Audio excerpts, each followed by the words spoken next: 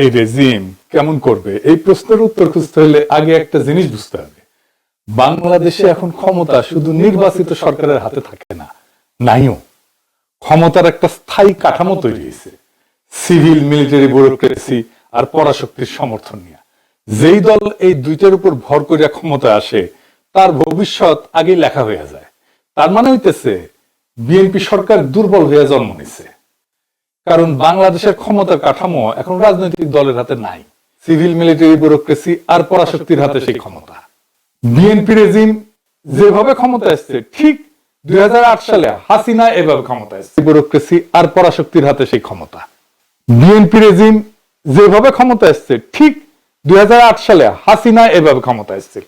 আর এই ক্ষমতা আসার সাথে সাথে নিজের শাসনে বিএনপি এমন এক অভাবনীয় ভয়ঙ্কর সর্বনাশ নিজে থেকে দাওয়াত করে নিয়ে আসিছে যে সরকার যত সিটি পাক না কেন 12 ফেব্রুয়ারি থেকে একটা অতি দুর্বল ভঙ্গুর সরকারের জন্ম দিছে। আর তাদের ভবিষ্যৎ সেদিনই লেখা হয়ে গেছে। আমি আগের এপিসোডে বলছি বিএনপি তার শাসনকাল কখনো পিসফুলি শেষ করতে পারেনি, শান্তিপূর্ণভাবে। ইতিহাসে নাই।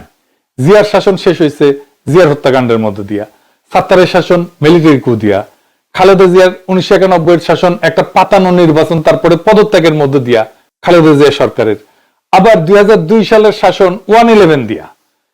এবারেও আমি দেখি না যে বিএনপির ট্রানজিশনটা পিসফুল হবে।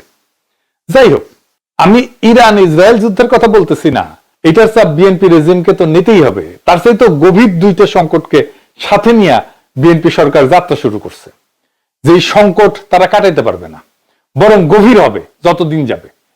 আমি আজকে পরিষ্কার করে আপনাদেরকে দেখাই দেব কিভাবে আওয়ামী লীগের 2008 সালের ক্ষমতা আসা আর বিএনপির 2026-এর ক্ষমতায় আসা একই ধরনের ঘটনা।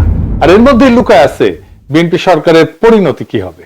আসেন সে অঙ্কের হিসাবটা বুঝে দেখি, যা কেউ কখনো আপনাদেরকে দেখায় নাই। তবে এটা ঠিক একদম এক্স্যাক্টলি আওয়ামী লীগের মতো পরিণতি হবে আমি সেটা বলতেছি না, কারণ আওয়ামী লীগ যেভাবে ক্ষমতা টিকা রাখছিল 16 বছর, সেই কাজগুলো বিএনপি করতে পারবে না। কিন্তু কি কি করতে পারে সেটা আমরা পরে দেখব।